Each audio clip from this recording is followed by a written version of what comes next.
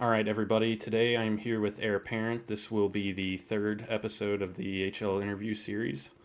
Airaparent, you want to go ahead and say hello? Hi, I guess this is Airaparent speaking. What class do you want me to play, by the way? Well, it's the not medic call, so let's have you play. Um,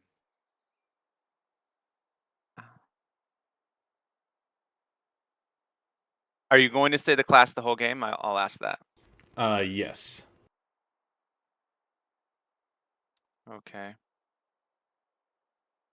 And you get to pick the specific loadout too inside the class that I play. Well, for the township, we'll need clearing, so I'd say just go assault and know what your fragging skills are with like not just shooting but nades. So if you're confident with that in the Gewehr, I'd do the Grenadier loadout All or right. the satchel, but. It's totally Uh, up to you. I can do either one, whichever one you want me to. Okay, let's do satchel then. All right. Get the SG. Awesome. You blessed me. All right. At least you'll be able to play it. And you'll excuse me at times. I'm gonna turn down the leadership chat, but with the current active not fixed bug of the Archon tool not functioning with the game server, the admin messages, and or the player requests that I'll be dealing with, hopefully that won't be too distracting to this I speak to. Yeah, I know it goes kind of against the game, but if you just want to mute command chat, that's okay with me. I put it down to 1 for now. Hopefully the game will last long enough to figure itself out. Yeah, I'm sure it will. It's on Syndicate, so it's not like it's a crazy new server or something like that. No, but there's a lot of new players. A lot of new players. Yeah. All right, so I guess to kick this off, um, before you came to HL, what were you kind of doing in the gaming world, or were you even gaming? Yeah, I was gaming. I aside from like not sporting uh like semi-pro stuff, I was online gaming with like racing games. Um I was a top 20 driver in Gran Turismo. Um there was a moment where I didn't have because I lived in a very rural place through a period, and I didn't have the ability to fight through ping war. So although I'd play a game like Company of Heroes very well, I had some buddies who were uh, leaders in playing that game in the competition setting. I've also been a semi-pro soccer player, so that's I guess international football. I've raced cars in real life. Most of that was rally. So yeah, I'm a pretty competitive person, and I do know like the thing that brought me to Hell Let Loose was when I heard through the grapevine of a game title like this before it was released, and I had some friends in both Europe and Australia, and I was able to kind of OP up, by the way. Yeah, there you go. If you want to just clear the north, move to defend. All right. F6. But yeah, so knowing the joy and the curiosity that can come from a game like this, Hell Let Loose is an FPS game for sure, but it's also a hybrid RTS game. There is strategy here, and you could have the best shooters in the world, and I have to live for a moment here. But if you're not doing certain things through time, you will be rewarded, or should be rewarded with difficulty. And so that's what really drew me to this game. It's also Battle Royale, and it's very independent with that. It's not a 5-on-5. It's not a 10-on-10 or whatever. Right, it's a large scale. Large scale, and so that makes it dynamic. And for humans, when you get to adaptive situations, that's where the struggle and magic can be. Right. What do you see down on the hedge? I burned The an OP orchard? and kill a guy.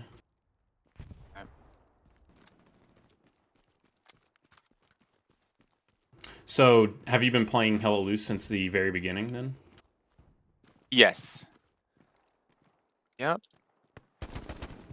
Could you describe kind of the changes that have happened since the very beginning, like over time?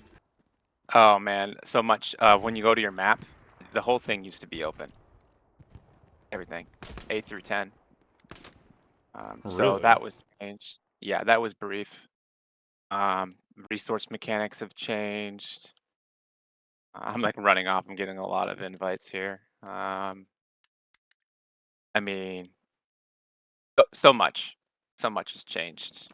It's just difficult. In the comp setting, actually, there was a period where, and again, this game's not designed for competition, and that's been a speaking point for a long time.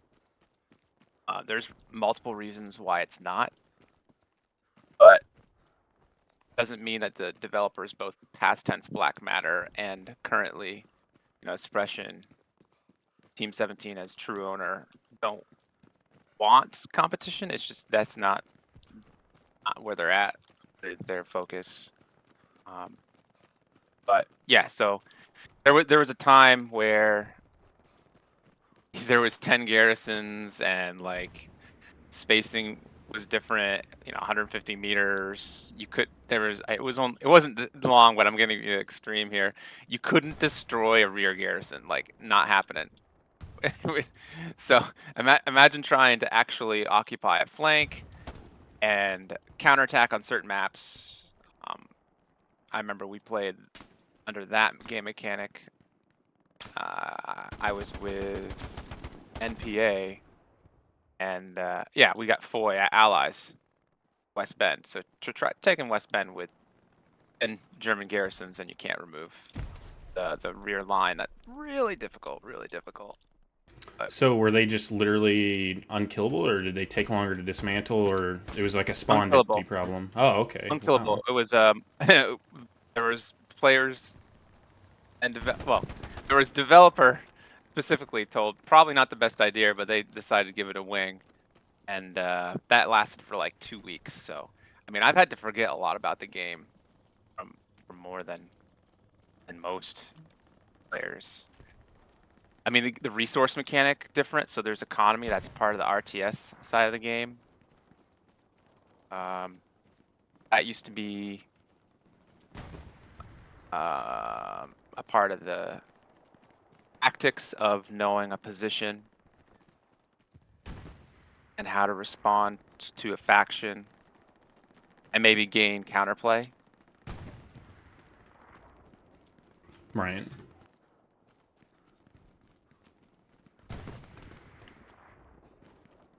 Really don't want to leave to go commander, spawn a truck, but this team is not good. I wiped an OP in F6 and cleared through G5, but then got slipped. Gotcha. I put a 2-minute satchel on a supply truck that I killed the driver out of, so maybe that'll be a good troll for him later. Got it. Yeah, so no garrison through observe and attack. So has the infantry gameplay, you think, kind of saved? Yeah, I mean, 100%. It used to be like some of the, I would say for those listening to this, there's a fair amount of this game that's actually built around a couple player profiles, because when you're a really small development team, it's, aside from other relationships, it would be irresponsible not to use information. And a lot of my play was used as weighted root understanding to how certain classes and timings are. And like the redeploy screen that you see, the penalty on death, Yeah. that used to not be a thing. But because of the adaptability aspect of the game, a player like myself could dramatically affect a battlescape by just redeploying um, in and out and through squads. I mean, I know you know of the squad tactics where there's 7-man squads, there's float OPs, there's hop OPs. You don't have to be a full unit. You could gather in players to maneuver, be covert, address certain tactics. I mean, if outlawed now, but 10-man OPs, all that stuff kind of originates from certain players play, and I'd be one of them. Not the only one, but disproportionately probably overused in information gather. Right. Yeah, Would you? just keep holding the E6. I'm gonna have an OP here. We'll try to do some ditch work at E7. Gotcha. Would you say there was a specific thing that you're kind of a forerunner for, as far as like kind of when the meta of the game was being found Well, out and whatnot? so this is kind of hard to speak to because in the last 12 plus months, this specific aspect of the game has been underachieved the most through the whole timeline of the game. And that even includes in the comp setting, especially with not top teams. But the relationship and timing acuity with support and squad leader, that's literally the root of the game. If you're not doing that, I mean, there's ways to reinforce that action call with standard supply drops and supply trucks and so forth. But if you're not occupying and fulfilling squad leader and support and designing tactics and fulfillment around that, you're probably going to find struggle bus. Or you won't, worse, you won't have as much favor in a moment that you're supposed to have favor in. Right.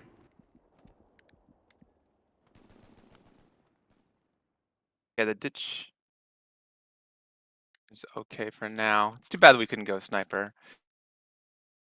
For you. Attack mark, observe mark, baddies. I'll just mark outpost in the complex to the south. Okay. I'm excited for I'm gonna this go slow. ditch I'll have gameplay. you be lead bounding. I'll go slow and work the ditch. So, when you came to Hell Let Loose and the community started to kind of come together, what was the first community that you were a part of? Well, because of the nature of me, I had to delay reasons of bias and connection to the game if I was going to be a part of community and how that would be managed, both by myself and others. But I had it was kind of an international community at the time. But oh, I got to turn up my volume here. But I got a request to join Team Dix. They were an original. They ended up being NPA. Others at the time, like Easy and 7Cav, they had chances for an Airaparent, but hold on.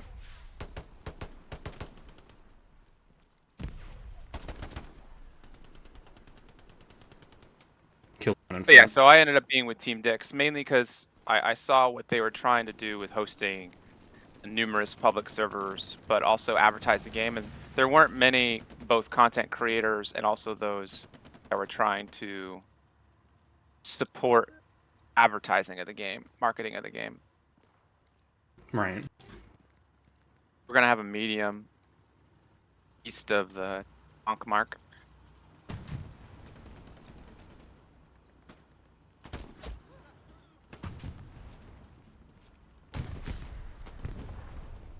You're a Garand out here somewhere.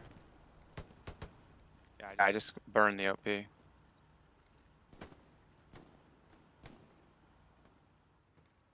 So, was that like your introduction to comp was through NPA? Team Dix and MPA. Well, and I would. There's a baddie down the road. I killed that guy down the road. Solid. Or one of them anyway. There's probably more, but Yeah. The OP is probably in the wheat here. Yeah, officially it would have been Team Dix and into MPA. And although I may be known for playing a lot of squad leader, commander, other bad guys. Other side of the hedge.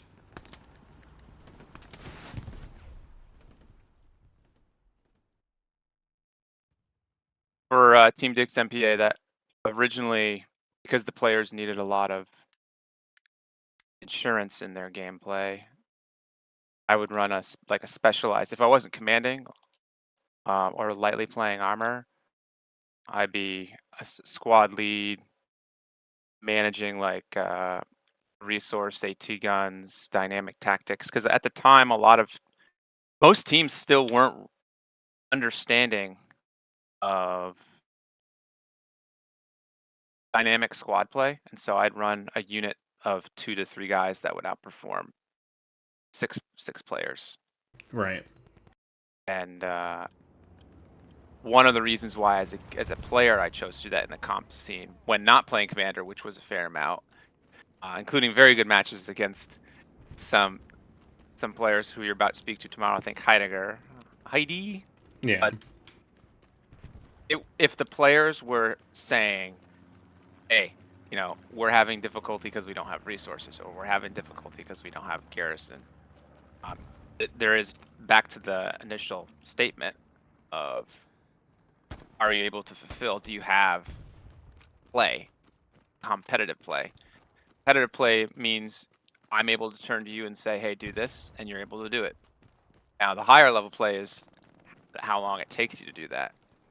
And then like derivative execution. But yeah, so I essentially was an insurance for gameplay, and the resource mechanic was different then too. So it was in need to exploit or favor when there could be a lot of disfavor. That's player profiles, because there was a fair amount of Team Dix MPA players that had never played like professional sport or competitive sport, and they didn't necessarily understand how that landscape could be. Right. So helping provide for gameplay was really important for them, and so I said I could do that. What was the opposing competition like back then? So like some of the teams, Yeah, we might want to spawn to final. There's supply truck that just drove on by.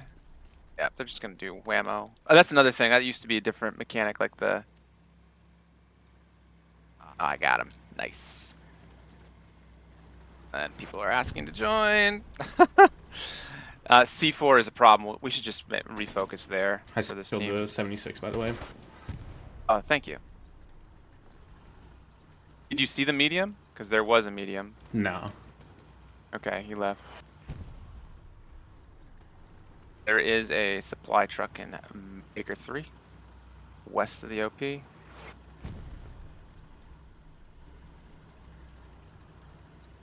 Yeah, the resource mechanic was a thing, so you could have up to plus 25. You could time capturing a 4th position, and that could really help, especially if you weren't going to retain it. So think about clearing captures in the more modern sense of gameplay, where because of maybe the rearest of line of the opponent, and or secondary line, it could be a 3rd position that you're not going to maintain. But in this example, 4th position, there were tactics where if the team understood, like, hey, we're playing Utah and it's Chapel to Drowned Fields, and the team we're facing is really, really good, will we have an opportunity to capture a 4th position? And if so, can we hold it for a period of time to try to get like plus 25s to maintain? Because they wouldn't be removed if you lost territory. They were like islands. And there was a lot of tactical gameplay around that. Quite fun, actually, because the economy of the game is important, and it's concerning the modern last couple years, specifically of competitive play.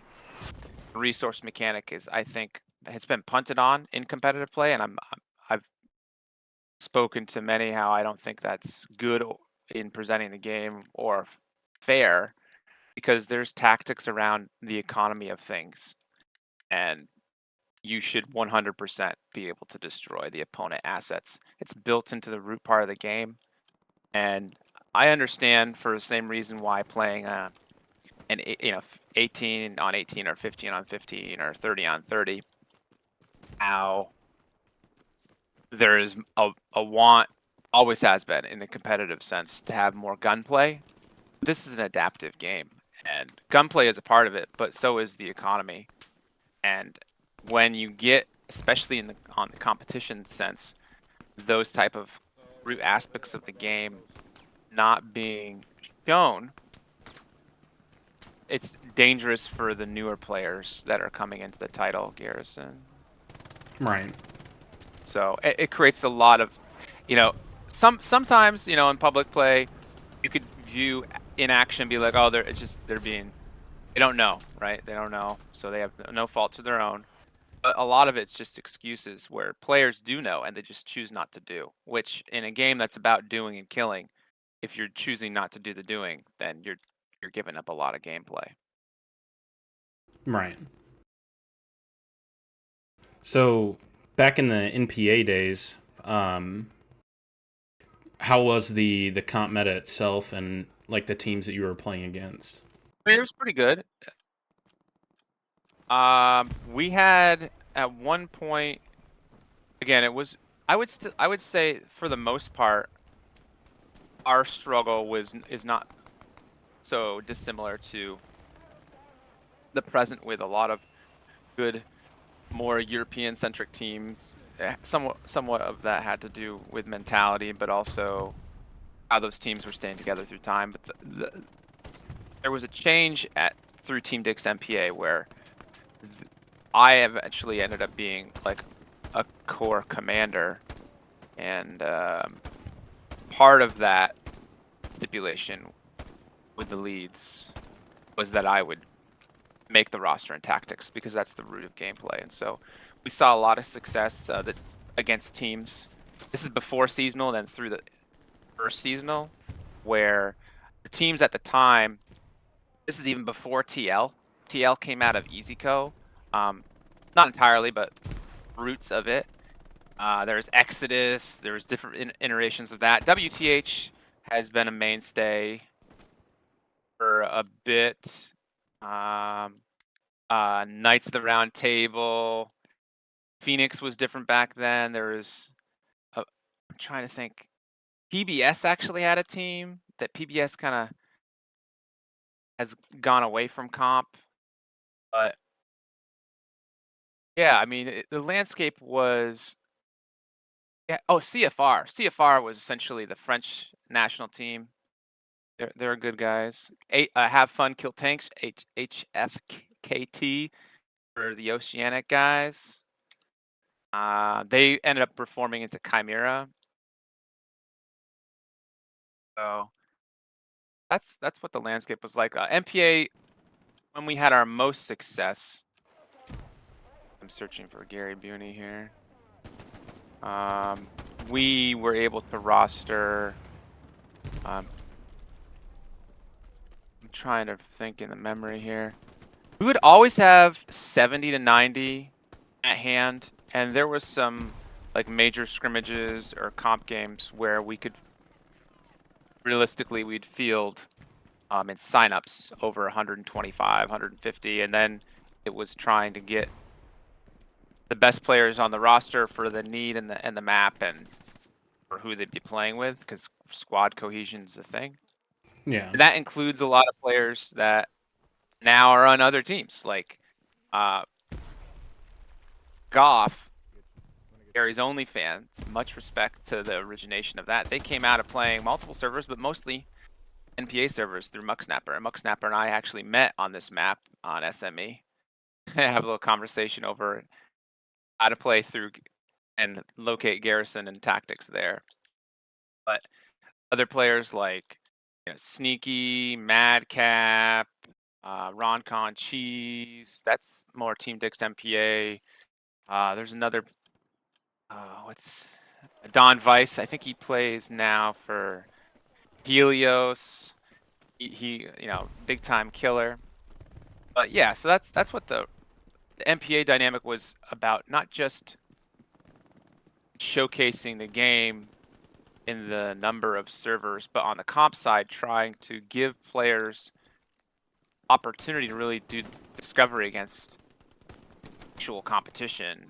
And this is dynamic too because there was game mechanic changes through updates. I mean, there's whammo garrisons where the 100-meter rule didn't exist. Airheads at the time didn't exist, so you'd have like a recon squad clear, maybe double up with support players or an airdrop. Pre-drop, kind of like sometimes in the modern sense of competitive play. There's your first airdrop. Maybe you consider putting deep for tactics and try to assemble to that. Well, the garrison would be fully unlocked anywhere. It could be right next to a strong point. Then you could massively envelop a strong point and overwhelm the opponent, create a lot of confusion. Right.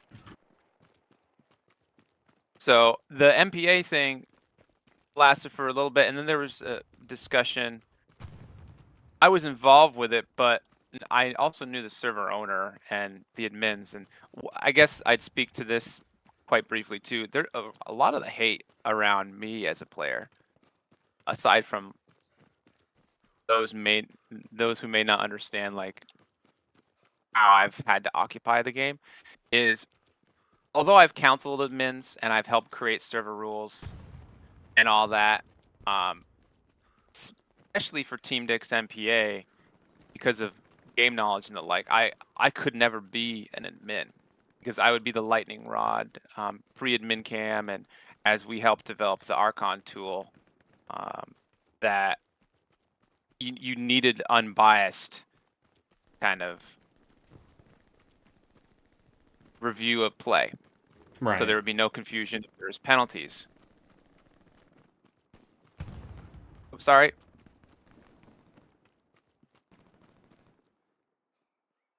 So infantry mark, but where's I going with that? Yeah, so a part of that, there is admins that came together, and the server owner, Chuck Dix, aside from life on his end, he didn't really want a firm having a comp team through time. And although he was on board initially with having competitive play, it didn't remain. And so there was discussion where, okay, if these players who played a fair amount of competitive and have committed to the game and enjoy that environment, if we're not playing competitive, what are we going to do? And so we left and we founded the Outpost, OP VHP. And at one time, I had an alliance with Espree. As Espree was growing up from its release from Hell Let Loose training camp. Right. Was that Alliance? Yeah, rosters are a thing, right? What's that? Was that how strong was OP HP with Espree? I think Golf was in that alliance too at one point, weren't No. So this is how the timeline goes concerning. I guess you would call this mostly North American landscape of play with these teams, but there was international players. It was NPA. Off players, not wholly, but mostly, grow out of MPA servers and Muck Snapper. This was not wanted by some admins in NPA, but from my specific standing in sport,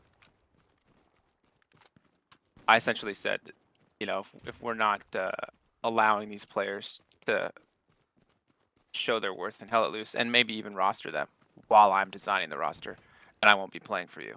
And that was a heavy enough weighted question where they said okay. And so actually the very first competitive play that Gary's Only fan ever had as a unit was under MPA wing. And they were good, and they did the work, and they were a model for some of the players that weren't doing but wanted to play in competitive. What happens, though, is there was an evolution between when NPA, what I just spoke to, when they left, myself included. It was, okay, how are we going to field? Well, we have these guys we've been rostering, and they've grown in rank and file, so let's rock it with Gary's OnlyFans. And that was a thing, but not as long as we'd like, because there was confusion created with how rostering was and ownership of that. And then in back channels, there was frustration with some players that didn't really understand Muck Snapper, which was kind of sad. We got Stuart that could. All right, I'm heading that way. Maybe I can hop on top Yeah, of him. he's on the yellow road. OP's fine. Is he going north? Oh, he's gonna go north. Okay.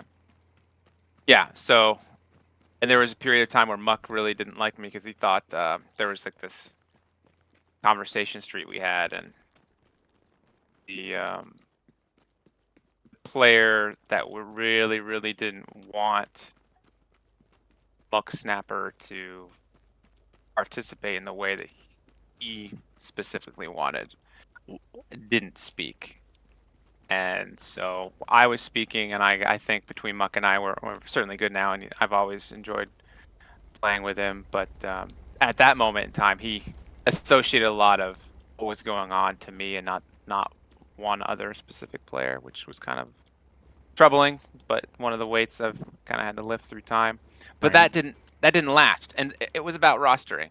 So you need 50 at the time, or 49 and 49 if there's casters and so forth. So they left, and they go to Espree because Espree didn't have numbers, and so we're like, okay, at OP VHP, we're just gonna continue bettering our play, try to build. And then it was a period of weeks for a seasonal, and Goff had again, that Goff team, for I don't believe the same reason, but perhaps a similar reason. At the barn, my presence, so north of the garrison, I think it's times 1 to 3. Thompson, the blocked barn. Gotcha. He's now walking on me. So, oh, and another player like Excel, he comes out of Gary's OnlyFans. He comes out of MPA. So yeah, there was that moment with Espree Goff, and it broke weeks before a seasonal. And so when that's happening, it's like, are you gonna play? And so Espree was like, are we gonna even be able to play? And they looked to us. And Sean had reached out to a couple of the leads, including myself, and hey, is OP VHP gonna be able to do the play? And I said, yeah, I think they can. And we had an alliance for a period of time that was all right. Nice.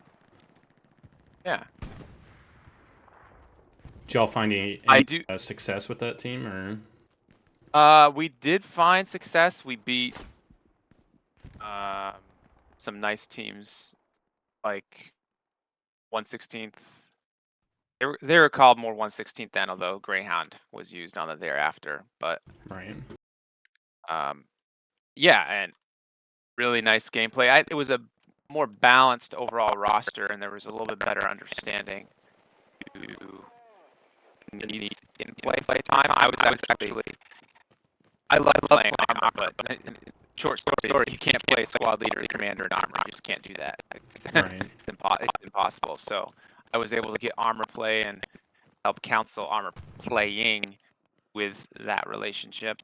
And some of that was me revealing to players ways in the 3-gun party rule allowance of play how to combat that with defensively with using free spawn vehicles and the despawning carcasses, and offensively for effect downfield, where outside of recon you could also have sniping of bases and having players understand how to do that and take the time and effort to maximize it. I thought one of our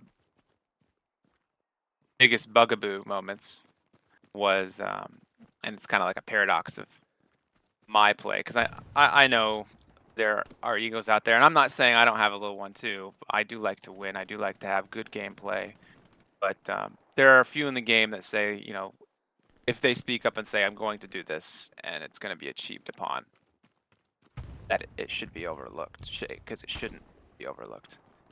And there was a moment where the strongest availability that we had, and honestly probably the best chance outside of some of the contemporary chances for Espree to win the seasonal.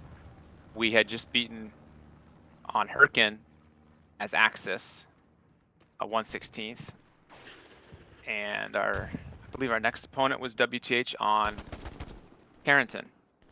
And we did a lot of strategy over what points were going to be and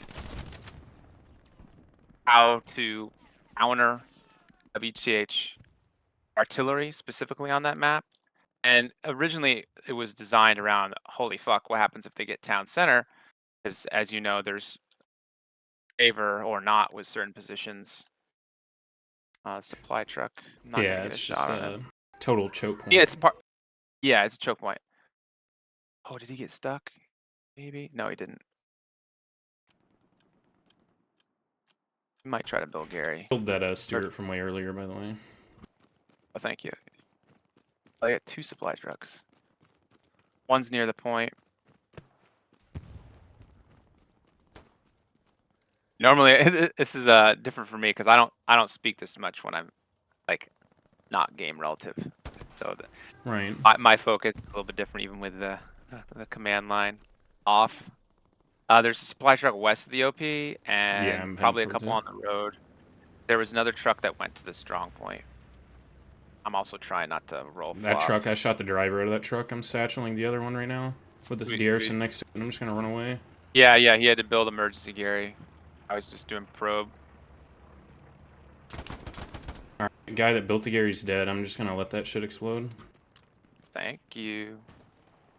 So yeah, that was Arrington, and at the time, aside from roster, there's the strategy of where are you playing and what is the tactic design, and we chose in the comp leader chat, hey, we should do Carrington because WTH isn't really playing that map much. Plus, some of that had to do with there were kind of optimization stepping stones that map was going through time, and it had reached a good point where it was more playable, especially if it was town center. You know, the first time Carrington ever came up in a public game, there was a proper fight over town center, and then a bombing run was issued and half the server disappeared.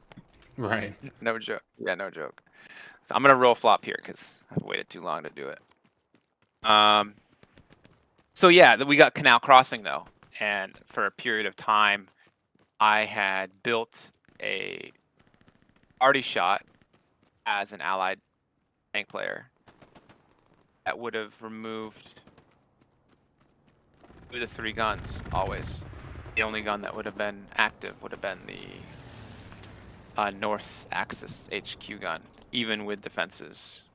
It wouldn't have mattered because at the time the despawns were different and this and that. So the success rate on the shot was, you know, if there was a player in HQ at those guns, they were going to die 100% of the time. And there was a player, wasn't just Inchan, but he was the lead, and there was a want to have another player do the shot, and they hadn't designed it and hadn't really practiced it. And I told, you know, it was a really heavy moment for me because it's like, if we don't shut that arty off, we even with favor like Canal, you're favored as allies to capture that. But it's just war of attrition through time, and I didn't think we would be able to beat. And again, in competitive play, what are you doing to gain advantage? There's multiple ways to do that. So, anyways, the shot was chosen not to be an Airaparent shot, and instead we lost the game. And that was a tough one in AAR because we were going through like how we lost Canal after holding it 48 minutes and this and that. At the end of the day, it's because the person shooting the arty shot had like in 48 minutes had like 10 kills. He had nothing. He had nothing. You would have had at least over 48 in 48 minutes because the nature of the WTH artillery squad at that time, they were running 3 to 5 guys. And yeah, so it was disappointing. And that's when the relationship kind of ended for me with Espree, because it was one of the few times where I had been able to relax a little bit and not be a commander or infantry squad leader. I was able to play armor. And here you had an armor player, a very adept player, essentially giving a victory. And then that victory was denied. So it was troubling.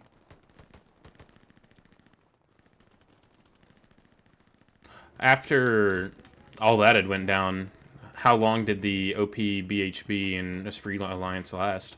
Well, so it lasted a little bit after that. Internally, after that seasonal, there was confusion with how recruitment was happening because I was also just the nature of my time availability in game and in Discord. I was like the lead trainer. It also makes sense because of my my link to the game.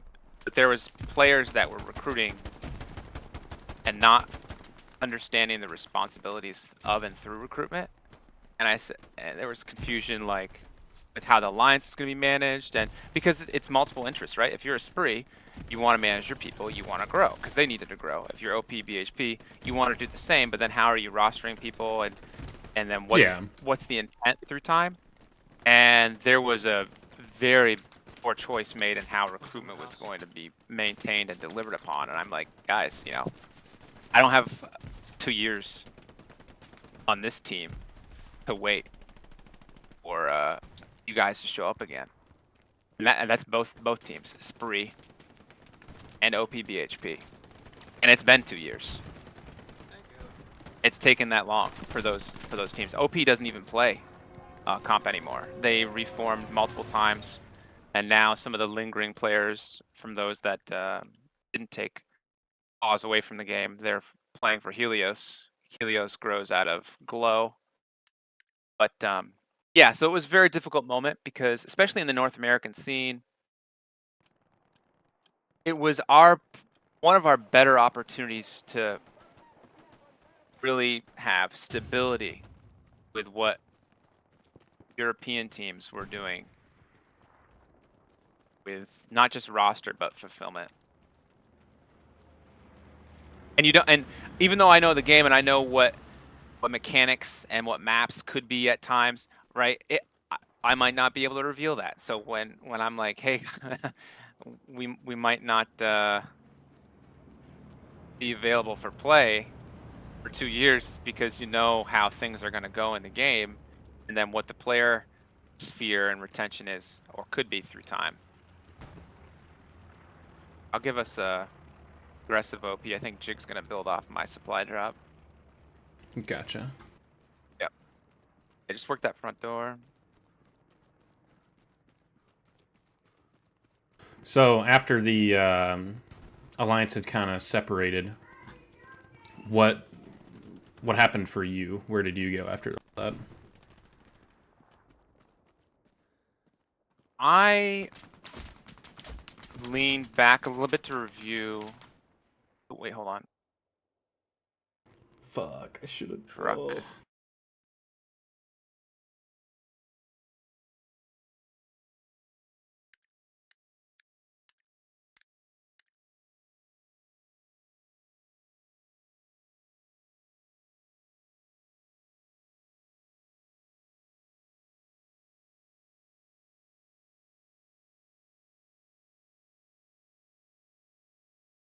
Some guy just drove a truck and then just left. It's kind of bizarre.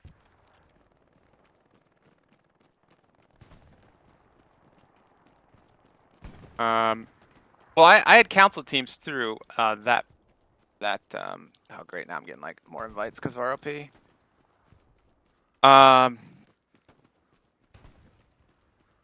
There's the runner.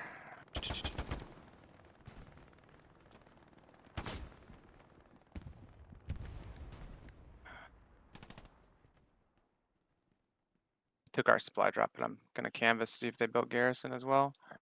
There's a transport truck on the light vehicle mark. Gotcha. Oh, our OP So just went I out had there. been counseling teams before my release from OP VHP, and seeing them and essentially telling the players, you know, because again, armor and artillery and coordination is a thing, and players and teams like Havold and Core were a great example of how to create moment impacts and to really deliver upon them. And that was a part of the design and conversation street to recruitment and like squad cohesion and this and that. So seeing that I wasn't going to get gameplay and the nature of how the landscape of play was changing, you know, new maps coming out and the need to advertise the game, I kind of just stepped back and counsel teams for a period of months and allowed others to succeed, to help allow myself to focus on, again, because it is a public game, to focus on that realm.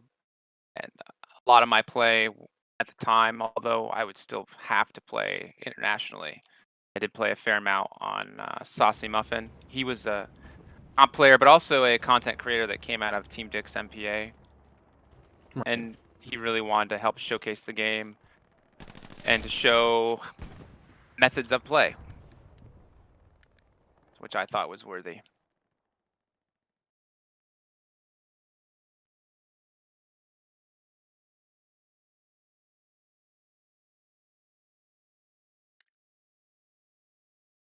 Supply truck. Heading south of Defenmark.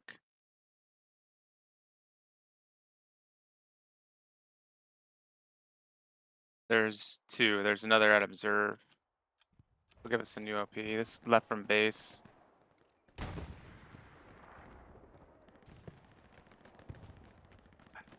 So I took a period of months off from playing competitive.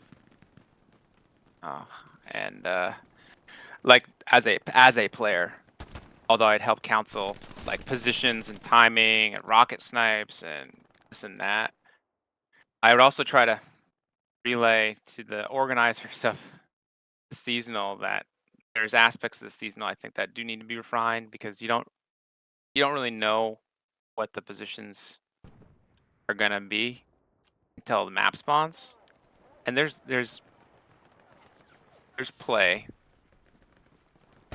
around that, and it's not really acknowledged.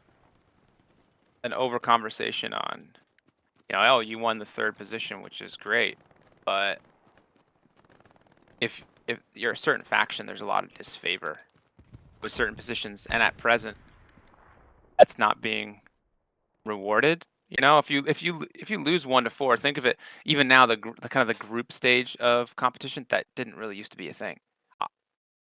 I wasn't the only guy, but I was one of the players in the realm saying it's completely unfair to have a one and done, because the server owner in admin has never had the opportunity to choose the active points, right? Yeah. And there's just a lot of disfavor essentially, and it's not attributed to roots of the game, because there's 5 positions. There's not just one, and certain positions there's a lot of favor for a faction. All things being considered, if the factions and if the lobby is equal, you know, on Utah, allies should win. At the very least, if it is Chapel, you should win 3-2. But there are other scenarios where if the allies are able to advance in this kind of theory statement, game theory, I play a lot of chess. I'm also a competitive player there. Game theory is a thing. Position, and tactics through time, where if the allies are ever able to capture like drown fields and St. Marie approach, they should be rewarded for that, because it is more difficult, especially St. Marie approach.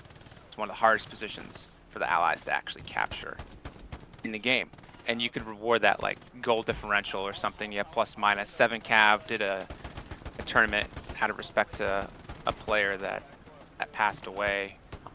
So it's like, it was in reference to military stress and like kind of suicide awareness, where they designed a tournament where that was kind of attributed, which I thought was very correct.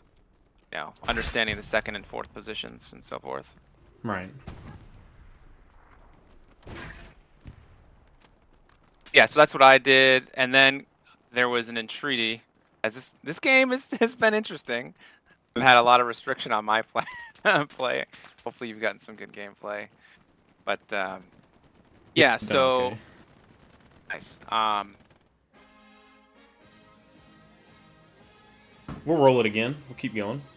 Yeah, we'll keep going.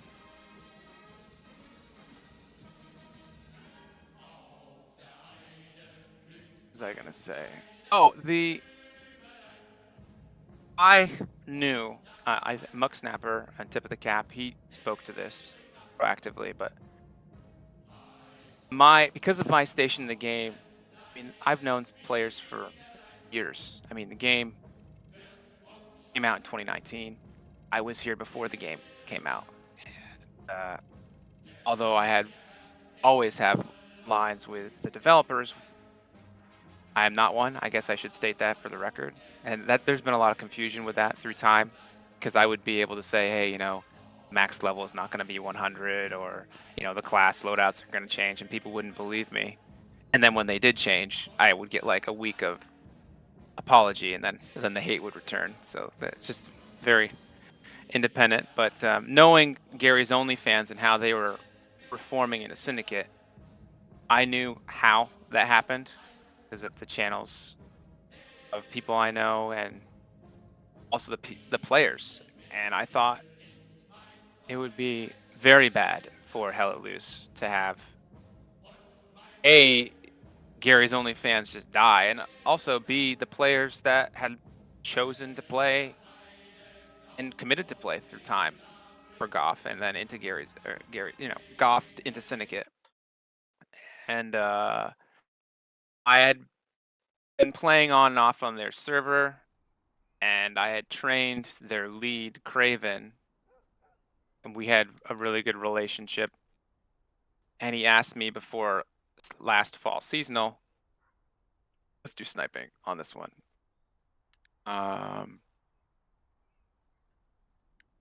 We switch sides though. That's the real question. We'll just stick with it.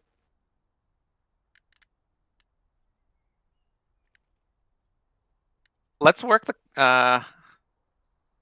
let's have you first loadout on this one. See if you can rock that first loadout. Alrighty, I got it. Yeah. I'm gonna spawn west. So you hadn't been a part of a team from OP VHP to I hadn't Syndicate? been on a active roster. I was counseling teams. Right. And trying to usher the game. And, you know, a lot of OGs or more veteran players, they would understand the statement. It also becomes much more specific because I, for many reasons, although that may soon change, have never hosted my own server. Many reasons for that. But ushering other players and getting players into the game creates potential for competitive play. Because players are coming from other titles, whether it's a shooter or not, and then who are they, and dynamics, and yeah, this and that. So growing the game is really important. A lot of players and leaders don't really want to do that aspect of a game that's primarily public. And I thought it was in not just the best interest of me and wherever I would go, but also in the relative speak to the game. So But anyways, Craven, he and I had some discussions, and he's like, "Hey, we have a pretty good team. We were kind of flirting top 8, and we'd love to have you on. Can you play?" And I said, "Sure, I'm available to play." But really, coming back to competition, wanted to get more armor play in, and the natures of the rule sets. Rules are baseline to opportunity. We won't talk about how the Panthers should be playable now because the reload rate is no longer 6 seconds. It's Yeah. the same as the Tiger. That's different. But the aspect of artillery play, speaking to competitive play and rules, artillery has, by design, that center HQ, since the original of everything, is supposed to be extremely frustrating. It's supposed to help create moment impacts and tactics, just like the strong point versus the zone and cap weight. And I completely understand how those in the seasonal realm believed that it would be wise to allow for more, not just gunfighting, but gameplay, to reduce the arty from 3 guns to 1. But to not uh, be able to front artillery, I think is a little bit incorrect. And furthermore, even if you agree on that, to not allow an arty player to have full access to the three guns, because there's play adaptation that's left on the table for that player, I didn't think was the best. But to get to the question of my gameplay on a Syndicate roster, and we'll take a peek here at Brick.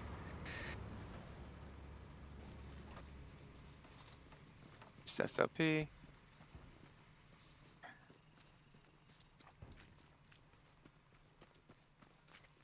I'll go take a peek to the north, northwest. Yeah, I'm heading towards that No, direction. no truck. I just try to be Overwatch here.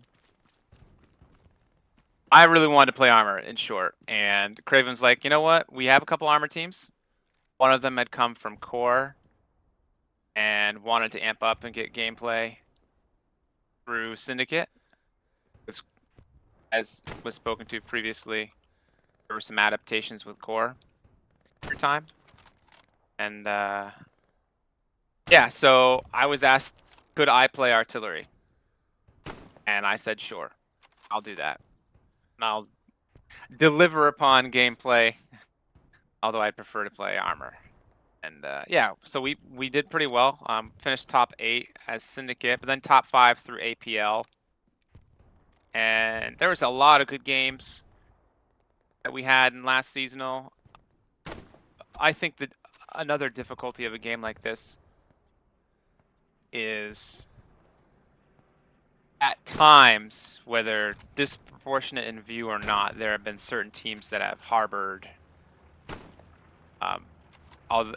for those that are watching this video, they really don't exist that much in the public setting, as a number, but have harbored cheating or unfair play. And there was a certain Chinese team that we were going against that we believe that, I won't name them here. We had beaten other Chinese teams last seasonal, like Fok and the like, Alpha.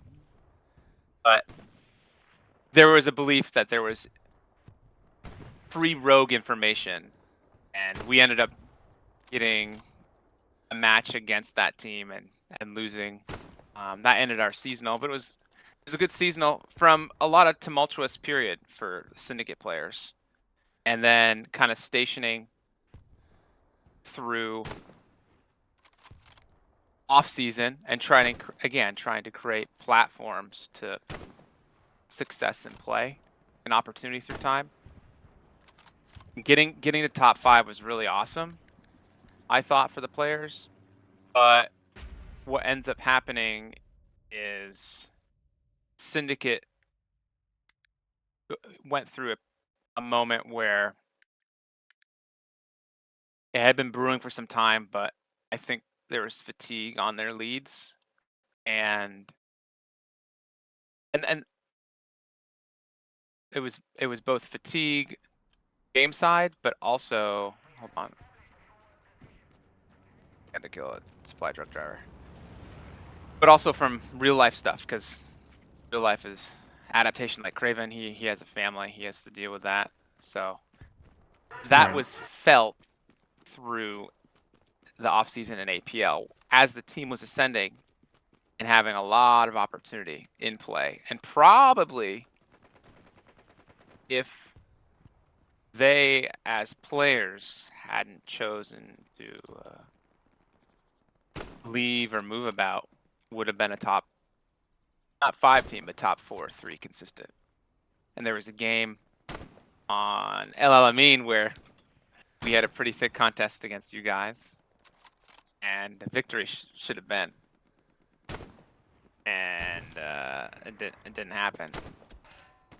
And one of the reasons why, for an end game scenario, speaking to like chess and everything, that it didn't happen because there was leads who chose not to do a very simple thing to prevent an end of game scenario.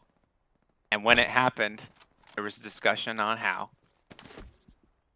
And the learning point from that was, okay, well, we'll improve. Surely we'll improve after that. And hold on. Oh, damn it! Didn't trade. I am so bad with this gun too. It's okay. I couldn't drop OP because the guy ran back to the supply truck. Oh, and we just stupid. We lost that, didn't we? Yeah, we did. I guess spawn F7. We'll go wing. We'll go east and then north. Try to get elevation GH5.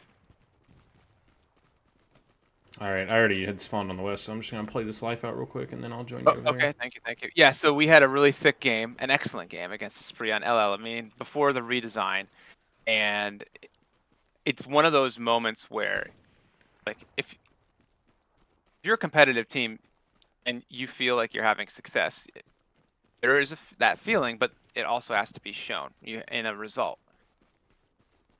And it didn't happen in that one, so we went from potentially in a game theory statement, maybe even going undefeated in APL tournament, American Premier League, having at least one loss, but probably getting back to the final. And we got back to the final, and we face Espree on Carrington. And what ended up happening in the prelude to that moment was one of our strongest points of the team was armor play. And armor play, even in urban settings, can be a dramatic tool to use, even outside of trying to occupy or control strong points at range and tank killing and this and that.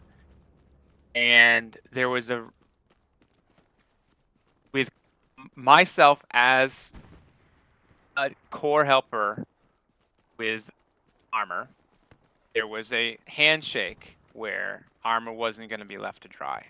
And infantry from Syndicate, although players through the rank and file very good, some of the cohesion was still being built from availability post-seasonal. This is off-season. And Espree infantry, for the most part, very good. A lot of opportunity station there. When we lost that APL final game, it was a flashpoint for some of those players. And they were very frustrated with how that went. Because you had all that opportunity, all that ascension, a runner.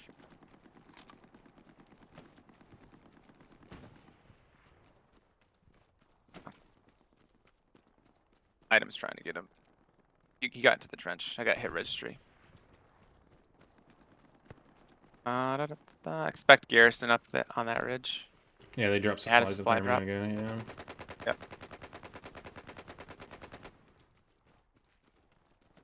Probably gonna lose chances of second position. I might have to go flare there. Let's see, full server.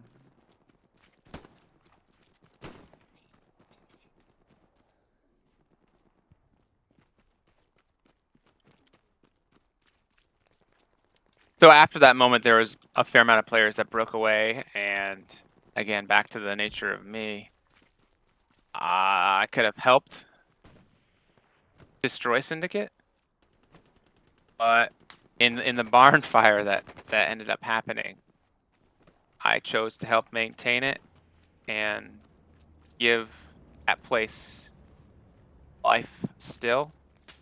Present leaders original, although there's like they'll call themselves the maintenance workers, and they're trying to make it happen in this season. Well, it's tough. It's all super learning curve for a lot of those players, and yeah, so a lot of the frustration that came out of APL final was, again, in competitive play, there's battle fatigue, there's all that, and call it like a European mentality. Some have it better than others, but self-harm can't happen if you're a top team, and that's one of the steps that a team has to go through. They have to get through tumult, especially if it's self-created, and if they're not doing that, then they're going to struggle. And they are struggling. Syndicate, it's the learning curve this seasonal.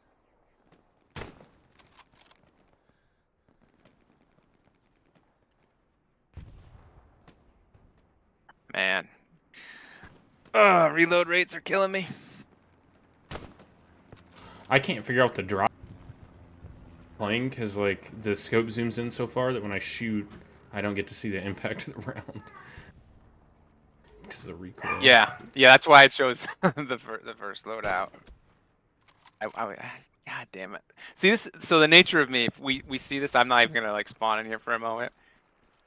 Because players make so many errors, my personal play design through time, and this also includes on the competitive side, is to allow and create for gameplay. One of the most important things in the game, whether it's public or comp, is this one thing alone. Is the game timer clock running? Because if it's not, and you're not winning, the game has ended and you have lost everything. If you don't have that timer running, you're not playing. You're not competing.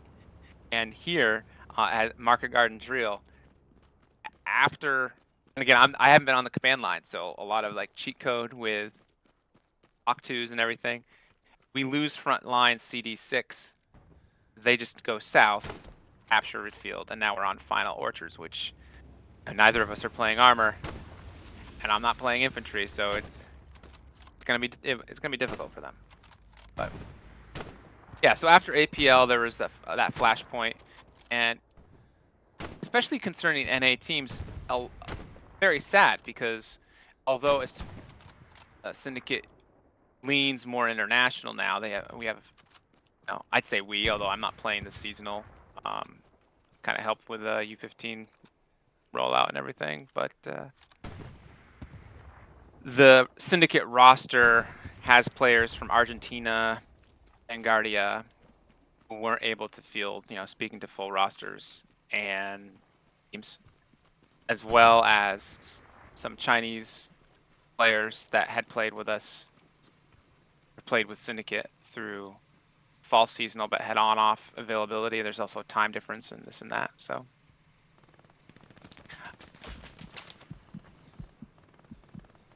And concerning kind of, correct me if I'm wrong,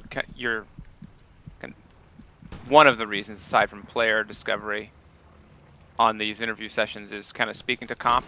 Right now, competition, I think, it's kind of in a very peculiar state because at no other time in the history of Hell Let Loose has there been this many servers and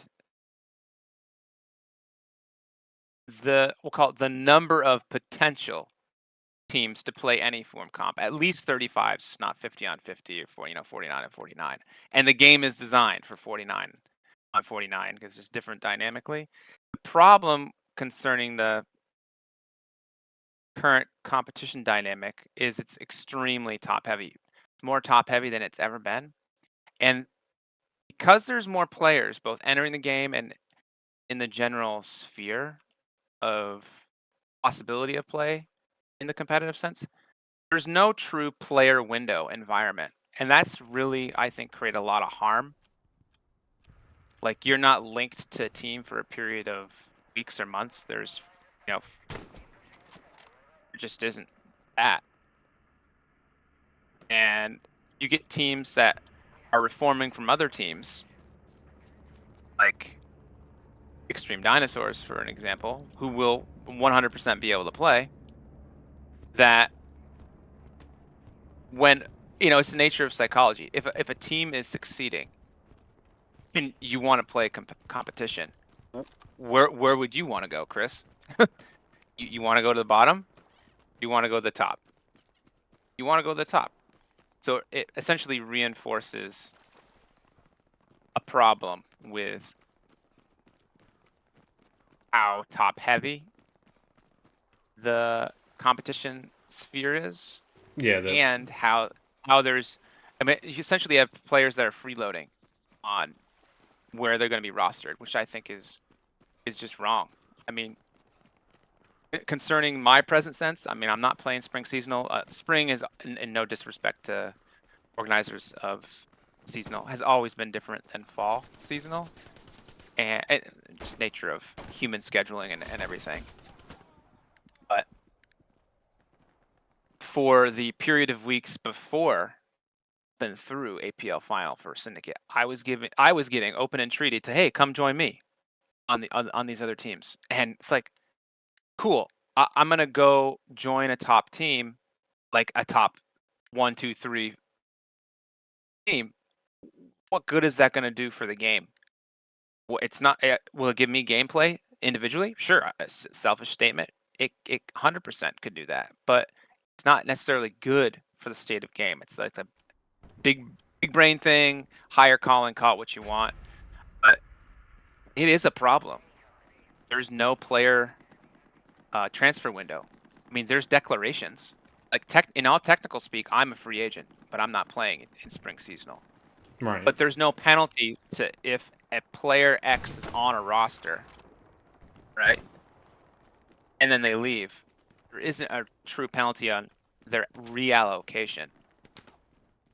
Yeah, they just can't play in a tournament if they'd already played in it. If their roster That sucks. tournament, Yeah. that specific tournament. Yeah. But even that rule alone took a little bit of time to come through. And it came through actually in a fall seasonal where there were some, I think it was former Phoenix players who got ousted, and then they went to another team.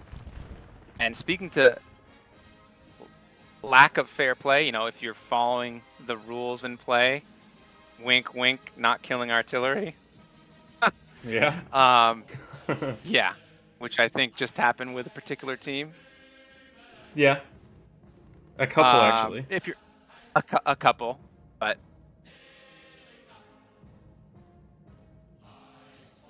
if you're not having fair play, what's your stake in the game?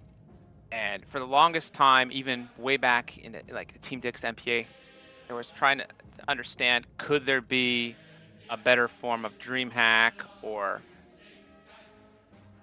actively advertised play environment? Because there's a bunch more content creation now and streamers and this and that, where teams actually have to pay to play in a tournament, and having other allowances built in through that. There's no international draft for players. That wouldn't necessarily work with Hell Let Loose because of the nature of where players are in geographic speak, let alone who they're playing with. But yeah, the transfer window is not really a thing. And if you look in competitive, actual, real sport, which you could argue virtual sport is 100% a thing, it doesn't really exist in Hell Let Loose, really. And I think that's really it's unfair. It's unfair. So, for instance, even now as an unspoken player, as long as a roster invitation happened and the address of that invitation went to a seasonal organizer, if it was on a certain timestamp, a free agent like myself, I could immediately become a player. So you could have a free agent essentially that's not on any team, right? And you could, in game theory, you could get to a form final. We'll go infantry here. And then you could get new players. That'd be the extreme example. How unfair would that be? That's pretty unfair. Yeah. On this one, I'm going to have to ask you to go support. I've been trying so hard not to ask that. Oh, you're good. Which loadout and support do you want me to take? MP40. Hell yeah. Okay. Yeah. I was scared I was going to get stuck with a flamethrower. I'm going to release so I don't get shot by an engineer. Probably was going to happen. So that's where I think flashing to competitive play right now. How stable are the teams? Addressing open mechanical changes that have still not been addressed. Like, there's a reason why the Germans have had access to the Panther. I mean, there's a lot of disadvantage in access play on some of these maps. And even speaking to like the nature of armor, like you could argue, tactically speaking, you know, yeah, always you need heavies and everything. It kind of used to be a toss-up between the old medium and the Stuart, but in the present game state, the maneuverability and the fire rate and yield of the Stuart's probably the best tank in the game. Also, if I'm in a Stuart ramming a Tiger or a Panther, but in Tiger in current rule speak, you will die. You're not going to kill me, and that's potentially a free asset taking out 600 fuel. But the Lukes versus the Stuart, that's not free. I mean, you can one-shot its rear with HE, the Stuart upon the Lukes, but the Lukes has to get rear shots and burst fire. And even then might not kill the Stuart because there's physics stuff going on. The Stuart could spin, and now you're not killing it, this and that. There's a reason why the Panther was added TikTok reel number with a Tiger for the Axis, and I think that needs to be addressed. On the game side, the actual game, there's always been discussion of, does the Tiger get reformation? Presently, it doesn't have smoke. Even the 75 Jumbo, which is kind of a meme in itself, and the medium have smoke for the allies. And smoke is a thing, as Espree would know, and whether you're playing medic or grenadier, smoke is a thing. It can be used for advantage in gameplay. We won't even talk about filters and this and that, but smoke has always been a thing that's been underutilized in gameplay. It's one of the things, if you're not doing certain things in competitive play and your opponent is, that could be a difference maker. But allowance of the Panther needs to happen. I think the use of, if you're going to maintain that Artie is unkillable, which is a whole nother conversation street, they should have at least, as a player, have access to all three guns. I don't think Artie should be unkillable.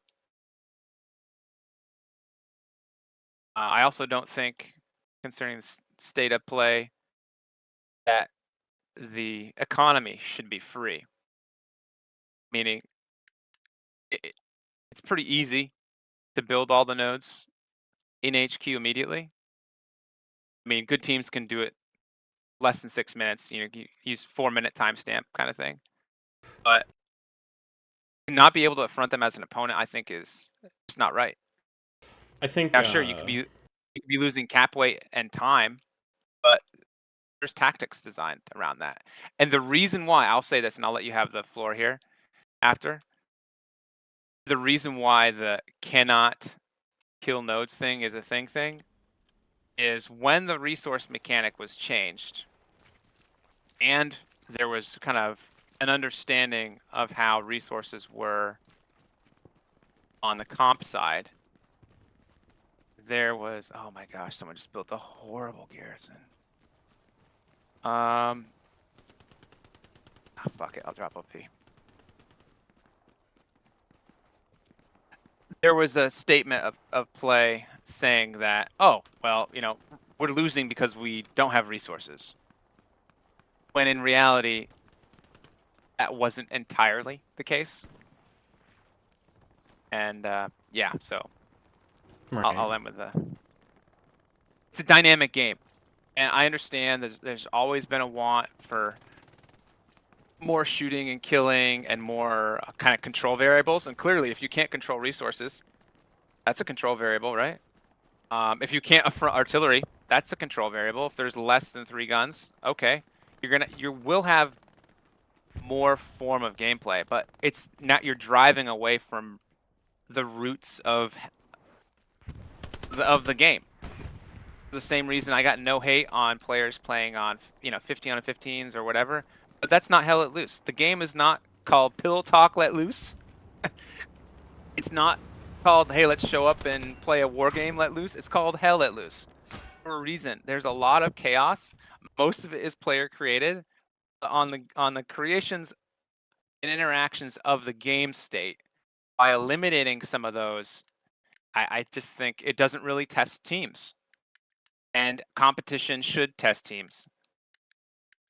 And it could be dynamic, right? You destroy resources, and there's perhaps a team that's known for tunnel visioning, and maybe they're slow on the draw and rebuilding. Well, you could have just capitulated 5 to 10 minutes of a team not having max resources.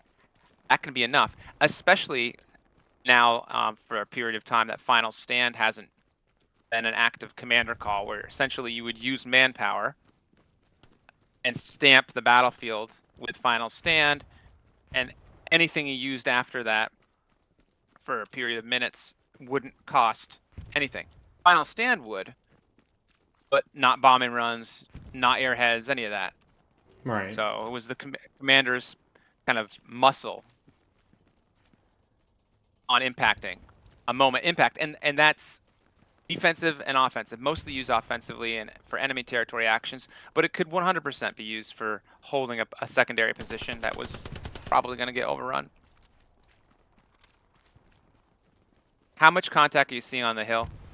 Oh, they're up there, hanging out. Up there, okay. I'll try to get us an OP around AA network.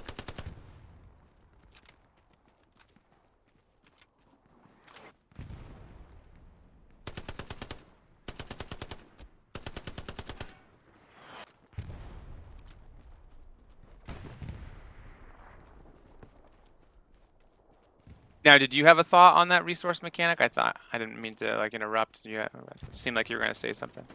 Oh no, you're good. I think that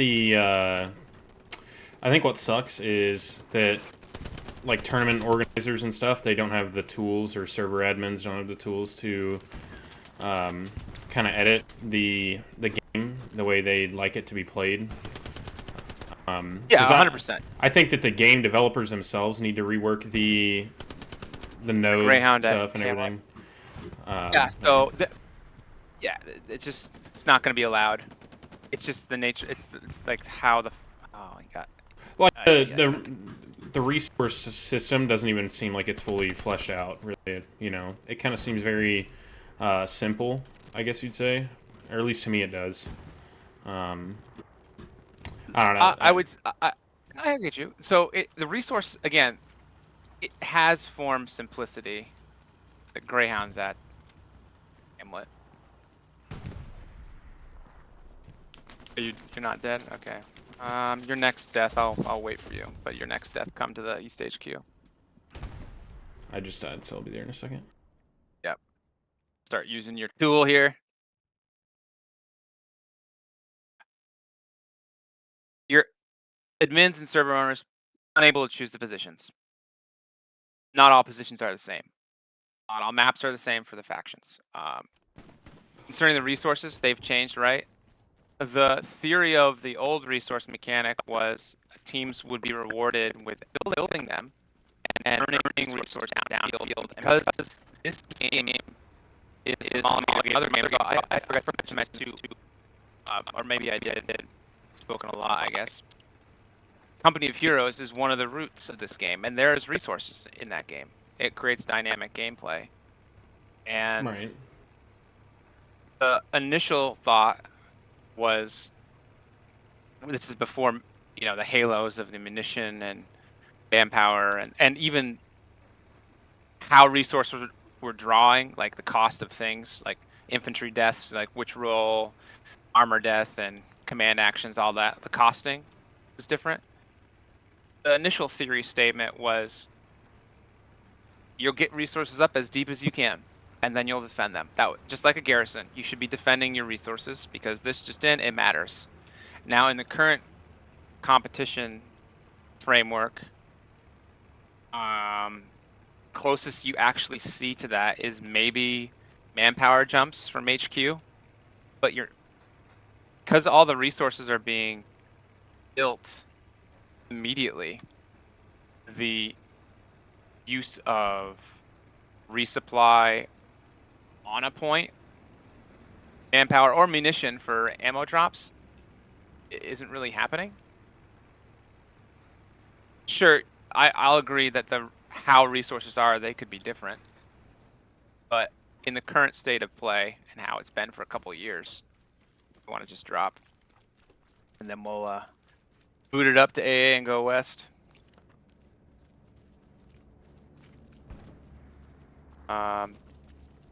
Yeah, with the current gameplay, especially if artillery is unkillable, right? Artillery uses resource. That resources should be destroyable. And a whole series of playlist of gameplay opportunity would exist. Satcheliers, I mean, all that. Rogue incursions, you know, in the present sense, what we see in competition, especially if there's particular positions, you'll see a lot of holding hedges and holding a tree, and really, really important. Imagine having more of that in downfield, where there's even more like attempts for chaos understanding. A lot of gameplay left on the table with not being able to destroy resources. Right. See, I think like I think that the artillery needs a bit of a rework, like overall on the game. Not like talking in the context of you know, a seasonal rule set or whatever rule set you have in a tournament play, but Sure. so I think that with artillery, I think it needs to be a bit more taxing on the ammo or munitions. Mm-hmm. Just because it is such like a high impact thing, you know, I feel like there needs to be some sort of drawback to it. I know in pub, the sense of a pub match, like it's hard to really justify that, but in competitive play, I feel like if they wanted to bring back the 3 artillery pieces and make them killable, they would have to, I think, like the ammo would just have to be more expensive or something, you know, because right now Exactly. it would just be like, you know, you're raining Oh down no, free I mean it'd artillery. be overwhelming for sure. So that's the thing. Like there's still a hope that there's going to be a form introductory to mortar squads. I can't necessarily speak to the if or when there, but Arty is a root game. I mean, it literally spawns with the map on all center HQs. Yeah. It's always been that way. The funny story with the whole 3-gun Arty, say you had a lot of even favor with your artillery play, then you were killed and cleared. What happens if your resource was really low? Because formerly you could destroy resources and you had 3 arty guns. And there were plenty of examples where teams, specifically a commander, may have been handicapped for a couple minutes. And minutes is time. Time is the game, where they wouldn't be able to do certain actions, maybe even a bombing run. Or if they had made mistakes with like a strafing run or conversions, they might have dramatically harmed creating or fulfilling through a moment impact because of resources and how that was reinforced because there was 3 arty guns firing. Concerning like Hell Let Loose, I would agree that the costing to munition is pretty low. Should be higher. 3 munitions HE is not correct. I don't think so, but hasn't changed yet.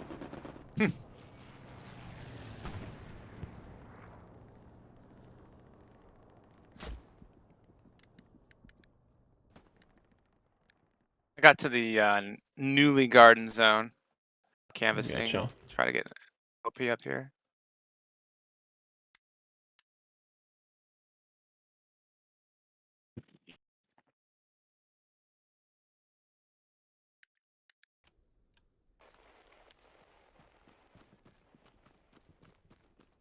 So, overall about Hell Let Loose, like the game itself, what's your favorite aspects of it? Do you have supplies, by the way, by chance? Uh, almost. Give me probably about 20 or 30 seconds, it looks like, and it'll be back. Okay. On your gonna have quests for supplies. Let's go. I just try to get to that timer. I didn't get to the garrison. There's an OP booing, and the garrison might be on the east side. It wasn't on the far west.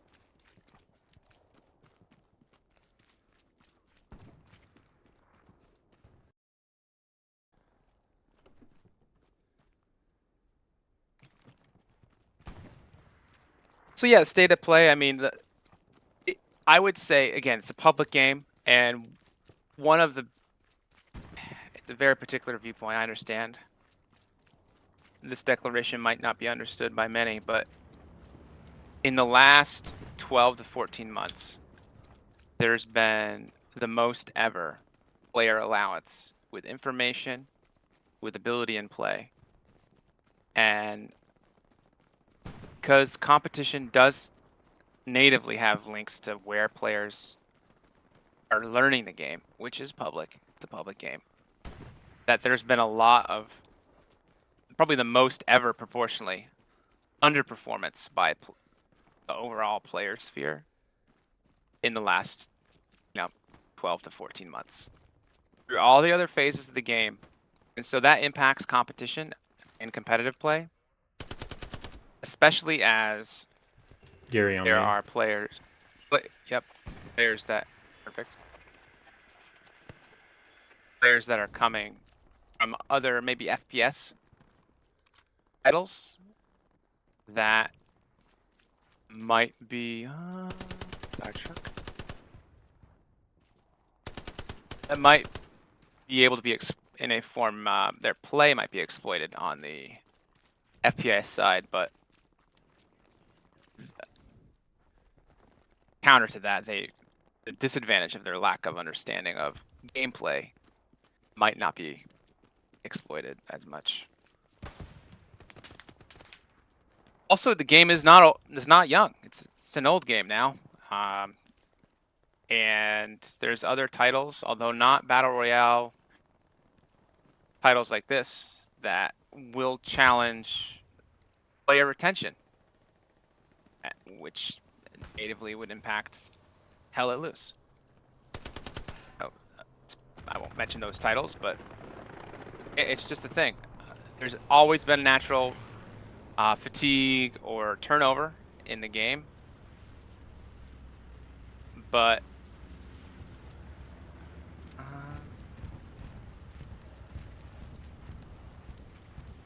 aside from actual mechanics functioning, like the admin window, that dialog box, the last update was helpful in dealing with some old registry issues, which were a thing. Yeah. But the game's in a moment of open understanding.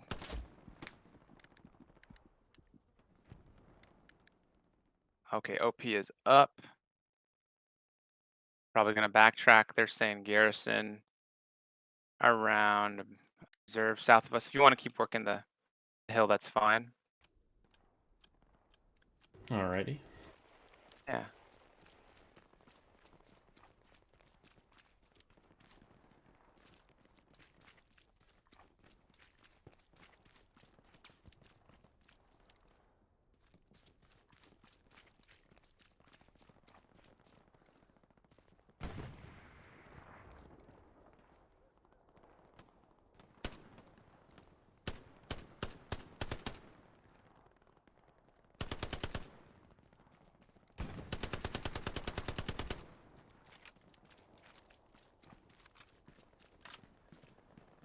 Post destroyed and observe.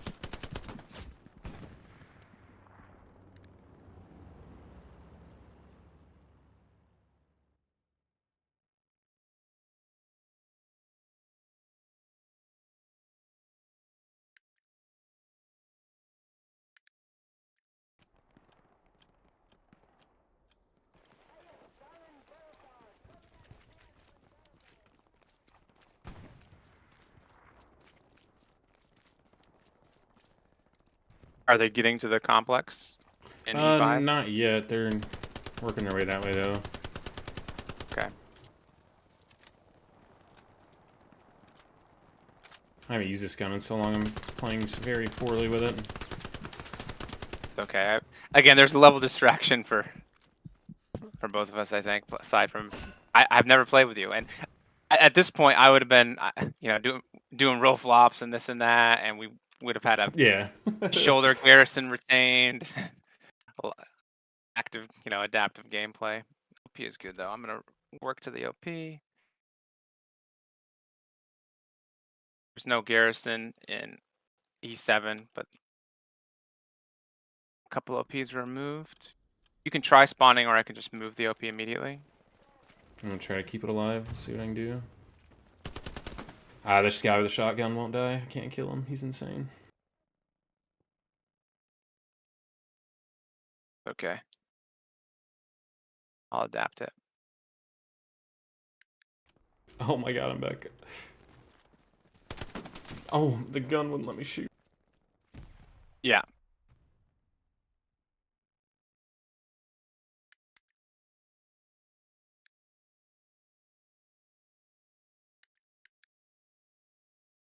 So is there anything that you'd like to say to the community as a whole, or any players that you've met along the way, or anything like that? I would say that the community as a whole, I think speaking to those players, whether they're coming back to the game or they're new to it in the last 12 to 14 months, a lot of the prophecy of me specifically that's incorrect is I've never really thought saying, hey, can we do XYZ in gameplay is pretty toxic, but apparently people think that. And also a lot of, back to the whole, Airaparent thing with, some people think I've gotten them banned from servers. They don't know how I've had to occupy the game state and maintaining understandings of rules and fair play, helping teams earn play. I mean, oh, near the OP. I mean, my overall record in public play is, with weaker factions and weaker lobbies, still is, after the last year of a lot of trouble with players, still above 70% in win rate. And that doesn't include all the games that were provided by players because I specifically chose to not do certain types of gameplay so the team and the players could have that active timer. And concerning the competitive landscape, I mean, I think rules and administrations matters, and I do so think that's in need of addressing. Mm-hmm. They know that, but it is just a thing. It doesn't look rosy when you're playing an opponent and you're like, well, but they might be rostering 1 to 2 questionable players, and I say that the best way possible, right? And because there's that type of gameplay confusion that if it's eliminated and you have forms of fair play and good rostering, one in the house, didn't trade, then you'll have a better presentation of the game. And at the end of the day, in the virtual world, a game like this, in the competitive sense, should help display the better forms of gameplay. That has to be, and I think is a goal And a part of that is maintaining rules and respect for others. And I just, if people knew how much hate I've gotten, it would break probably most of them. And I would be the first to say, personally, that it's most critics are those who are unable to perform. So they go to that. And in this game, it's so easy to have excuses. There can be an acknowledgement of difficulty or error, but when you see, I mean, one of the first statements in way back in the day that I would have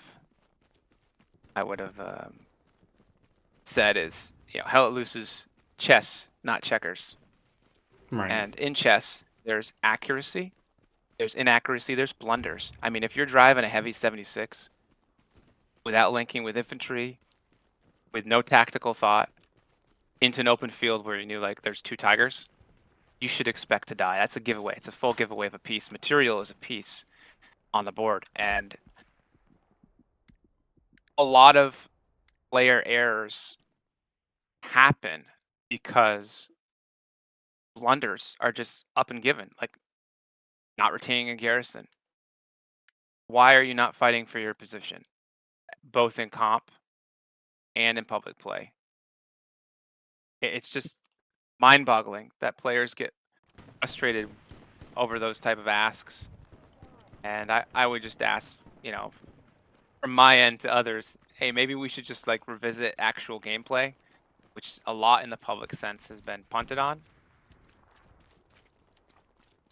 Right. In the competitive sense, at no other time in the history of the game has there been the number of, content creators, of environments of play and to play through. But there needs to be a revisit on how something like a seasonal is done. I do think you should have to. There should be a pay to play.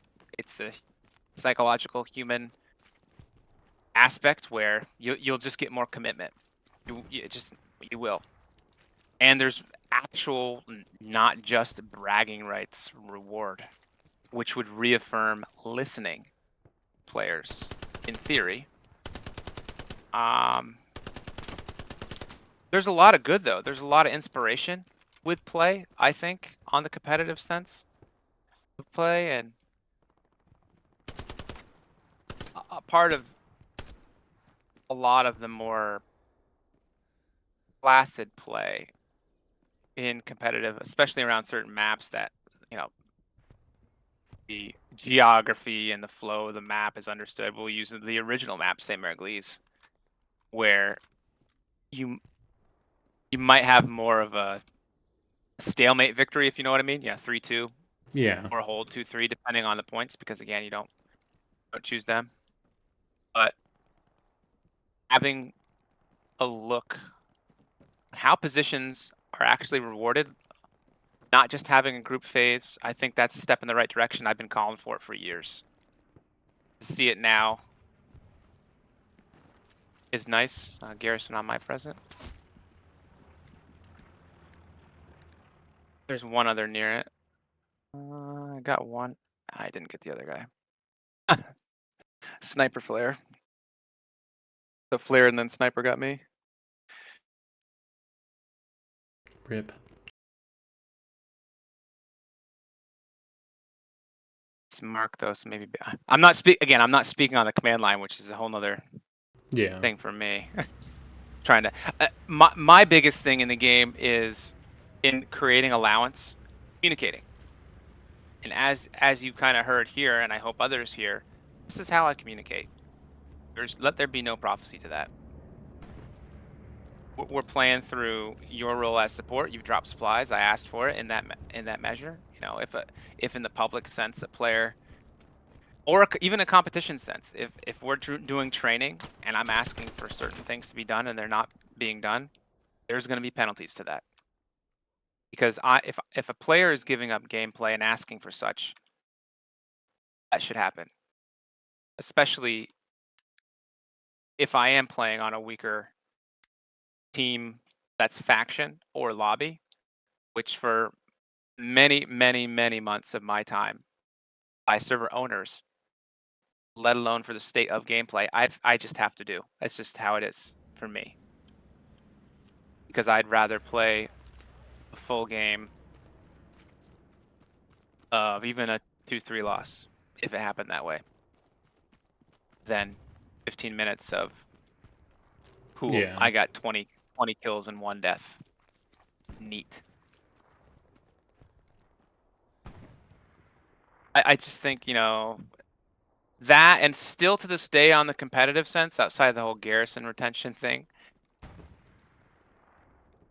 which funny enough, you know, back to the competitive like review status, the TL WTH game of last seasonal, Mm-hmm. that happened because in a game we should have beaten TL, and no disrespect, they are a good team. We didn't retain on this map E7 garrison, so we didn't generate counterplay in the case as Axis if the allies took AA network. And in that specific game, I had to spend 40 plus minutes of doing blockade arty. And then we got some nice end game scenarios, again, chess term, and had 3 tigers. One not choosing to dive and kill a crucial garrison, and the 2 others had difficulty linking with up an infantry, and we lost that game against TL, and that ends up being one of the ways in sequence that TL gets to the WTH, and that was a great game. I think I hope Heidegger speaks to that, but I know it was spoken to in some of your previous interviews. Yeah, he just placed that. Sorry, that was proxy chat. Yeah, his interview will be tomorrow at around 2:30 Eastern or something like that. No, 3:30 Eastern. That's it. Yeah, I love playing with Heidegger. I haven't played much recently with him, but we would get gameplay on. I'm getting duck shotted here in open field. I think they rebuilt garrison like EF4 center point. There's been runners by our OP.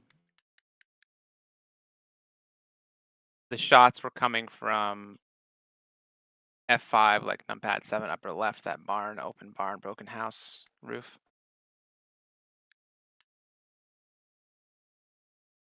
I'm gonna try to spot on 5 point and push up into the cemetery real quick. Or I'm gonna go a little wider.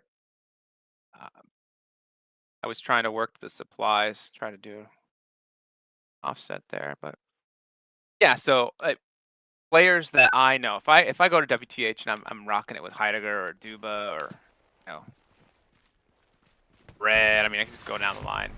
You're gonna have a game. And in the competitive sense, you should be doing things. You should have the acknowledgement. For this game specifically, if players are watching it, we're playing the slightly adjusted Saint Marie du Mans, not the original, but meaning there's amendments to the township GH8 specifically, kind of to mirror how the original SMDM was. Yeah. And then in E4, the garden area was kind of opened on up.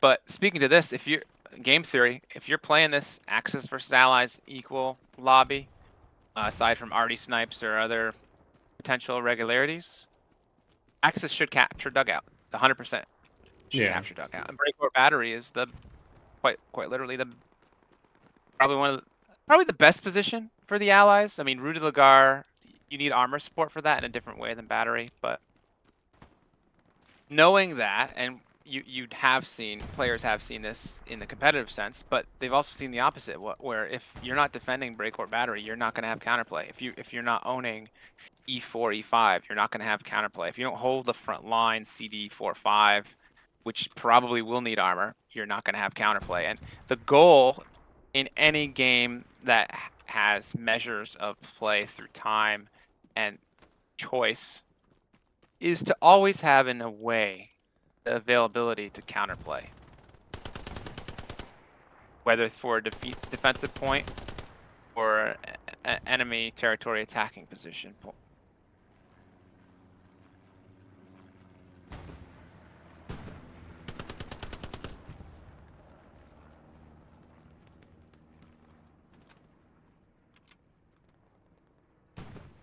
The garrison was in the pit, last known. Yeah. I'm just fighting random people right now. Okay. I'll continue our off-angle OPs and I'll work back. Baker's having difficulty taking down. Yeah, I'm getting owned this game. Okay. Spawn of the garrison, F5 immediately. Just north Yeah, of it. nice. Yeah. Oh, it's Nami. He knows. Yeah. Thompson. He won't see the garrison. The garrison's in cover. He's just doing a clear. Was he in the wheat? Yeah, he had just entered the wheat. I was on map. I heard movement. I went off map. Gotcha. Trying to remark for the E4 situation.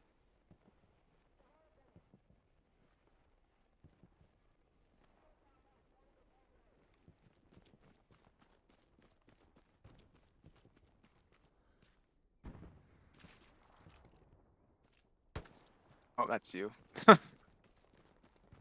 He was. Did I make it? He was around observe.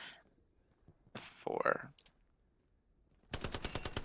Got one. I don't know if it was him or not. Okay. Do you have a Thompson? I didn't even check. I just shot him in the head. And... Okay, got it. That's okay. That's okay.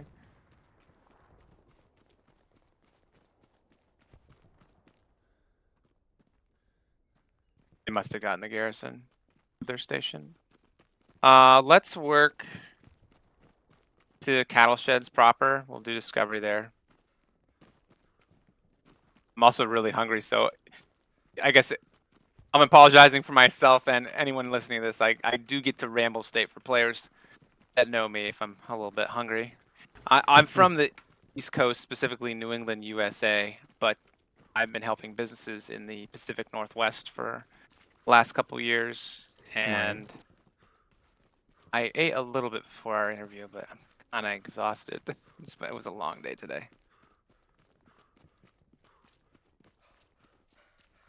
So, is there anything you got for as like a closing message for anything regarding Hell Let Loose, the community, or yeah, just really anything you want to say? I would say that as we try to clear this Thompson. Killed the Thompson and burned an OP. Don't know if it was. Nice, There might be nice. more, obviously, but Yep. We'll keep it up. We'll keep it clearing. I think for better or worse, some of the gameplay that happens in public games and in comp games, you know, the hope for the miracle airhead or this and that, some of it's derived from how, if they weren't the ones doing it, how players have seen it be done in the past. But instead, they just go to these plays instead of doing the simple plays and earning gameplay through time. And what ends up happening is they create more hazard by not doing the things. No, not retaining garrison, not doing these clears. If I say, "Are you attacking?" Most players in Hell Let Loose would say an attack is in the red zone enemy territory. I would say, no, it is not. Attacking is anywhere. It could be clearing, attacking in a friendly zone. It could be enemy territory.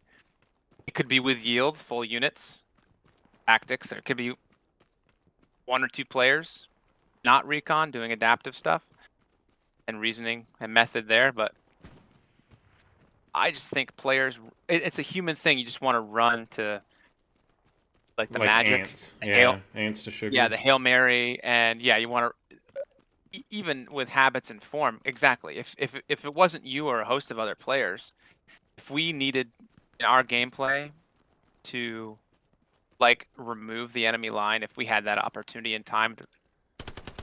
Players will just do that and not learn how to play, right? Some legacy players are like, fuck this, I want to win. I give two shits, I'm just going to destroy the rear line. That could be including like right after our server is seeded and not understanding how that environment is, where you're gonna get surplus resources, there's tactics there. You want gameplay, and if the players are not getting gameplay, they shouldn't be expected to improve. Yeah. Also, in an open declaration, the level system is built like the root, not the subclass, although there's kind of an acknowledgement of ability to affect and fulfill on your role. But the master level system, the reason why it was redeveloped through time, and it's not like 1,000 or whatever, is 500 and the nature of how game resource mechanics and ways to fulfill through time seem to be a better example than 100 or 200 of knowledge. And at the end of the day, if I'm on the command line saying, hey, we're going to lose a point in 5 minutes, 2 minutes to capture, right? But if we don't do XYZ, we're going to lose it in 5 or 6 minutes. And I get, hey, fuck off, you know? And then we lose the point, and then there's a cascade of error after that. That means the level system and the trust, that word trust and acknowledgement, is broken.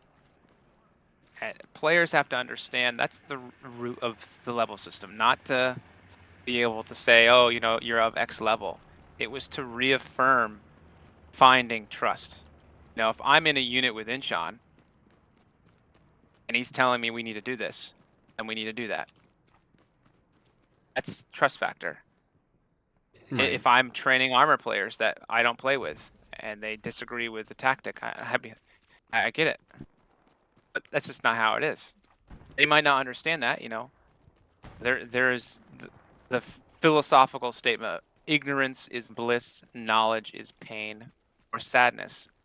And the hope and goal of how Let Loose was designed, because it is a more than 5-player team game, that there is a lot of advantage to listening and playing together.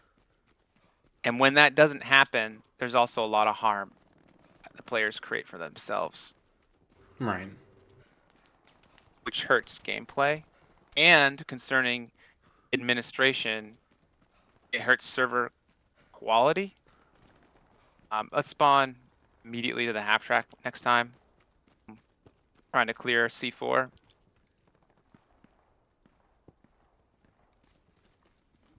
I may have just saved the half track. Got some Heat Rocketeers. Oh, I ran out of ammo. Ah! Satchel on the tank. Satchel on the tank.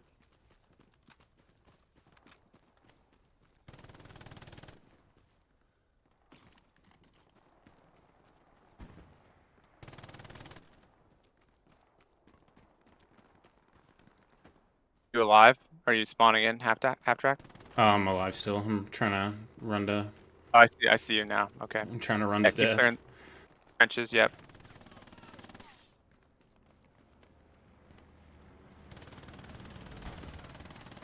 Yeah, they're pushing C4, C5 pretty good.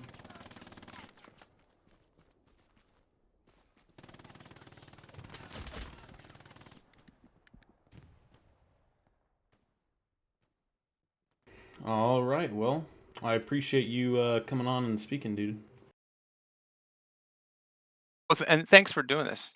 Thanks for Uh, doing this. I think I've been interviewed before, and when you were asking for this link up, it reminded me of a different moment where Heidegger and I had a nice conversation with. I think Insham was in that, and who else? Was it Cheese? Yeah, I think it was still MPA at that time. We are talking to Game State of Hell Let Loose. yeah. Again, it's a team game, and there's just so much that players leave on the table, and the goal is to make the magic through that gameplay. Yeah. just with that game that I had played, that it died like 10 years ago almost now. It was nice to have all Yeah. that archive to look back on. So, you know, going through and taking experiences from people that have been playing since the beginning and whatnot is, I think it's an important thing to do. Yeah, and much respect to that. Much respect. But thank you, man. I appreciate it.